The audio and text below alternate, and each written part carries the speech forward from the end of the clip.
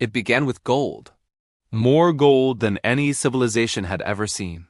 Ships from across the Atlantic unloaded mountains of treasure in Spanish ports.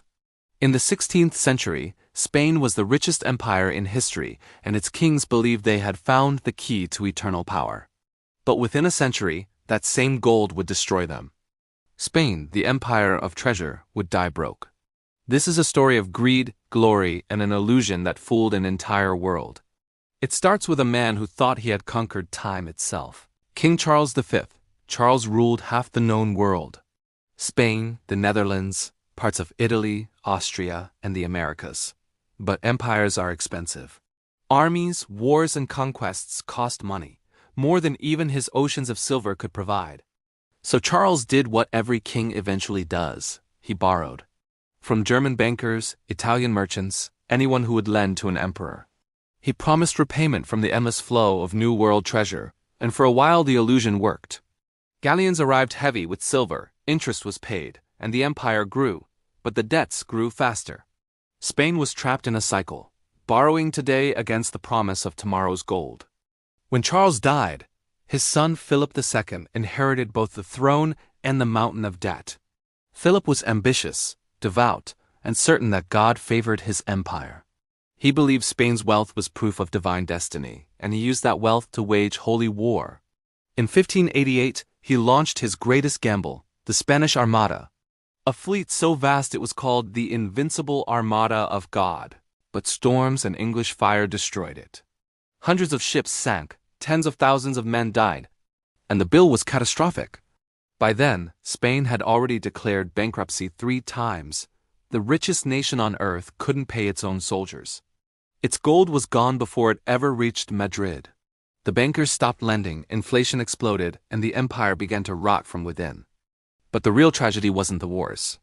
It was the illusion of wealth itself. Spain believed its treasure made it rich. In truth, it made Spain lazy. The rivers of silver that poured in from the New World should have been a blessing. They were a curse. Because instead of investing in farms, factories, and merchants, Spain simply bought everything. Grain from Italy, cloth from Flanders, weapons from Germany. The gold went out as fast as it came in. Spain imported everything and produced nothing. This flood of silver also triggered one of the worst inflations in history. Prices tripled across Europe. A loaf of bread that cost 1 coin began costing 3. Ordinary Spaniards grew poorer even as ships arrived bursting with treasure. The more gold arrived, the less it was worth. Spain had discovered the curse of easy money centuries before the modern world did. The irony was cruel. The empire that ruled the Americas couldn't feed itself. So, how did it happen? How did unlimited gold lead to total ruin? The answer lies in what economists today call the resource curse. When a nation gets rich from a single source, oil, diamonds, or in Spain's case, silver, it forgets how to work for wealth. It stops building, stops innovating, stops creating. It becomes addicted to easy income. And like every addiction, it ends in collapse. Spain's leaders thought gold was wealth. But gold is only a symbol of wealth. Real wealth is productivity, land that yields crops, factories that make goods, minds that create ideas. Spain neglected all 3. Its middle class vanished. Its economy hollowed out. Its silver fueled everyone else's prosperity. France, England, the Netherlands, nations that learned, traded, and built while Spain simply spent. In a single century, the richest empire in history became the world's largest debtor. And here's the twist. Spain's collapse didn't just destroy itself. It reshaped the world.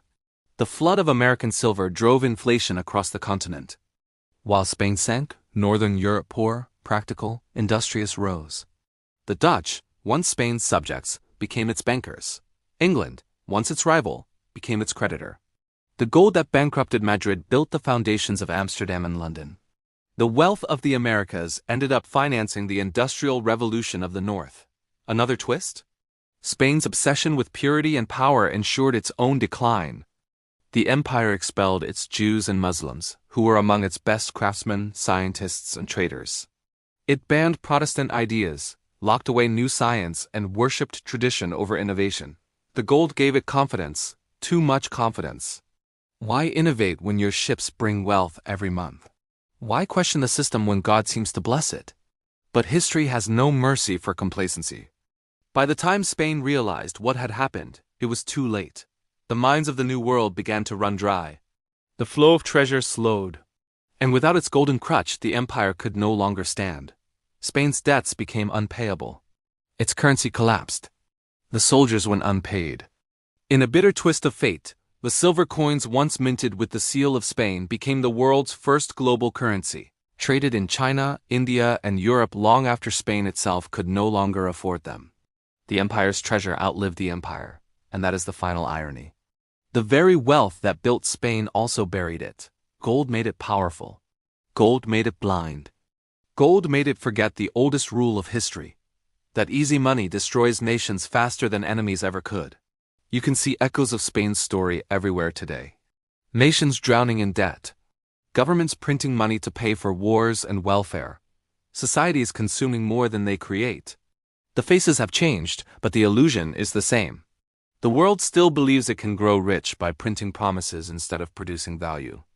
But gold taught Spain the truth. Wealth that costs no effort always demands payment later. And when the bill arrives, it's not just numbers that vanish, it's empires. The lesson is as old as history. Prosperity built on real work endures. Prosperity built on illusion collapses. Spain's story is not a tragedy of lost treasure. It's a warning, whispered across centuries from the decks of its sunken galleons to the halls of modern finance. No matter how much gold you find, you cannot buy wisdom. And without wisdom, even the richest empire will end in debt. Thank you so much for watching. If you found this story as fascinating as I did, make sure to hit that subscribe button and ring the bell so you don't miss our next dive into history. See you in the next video.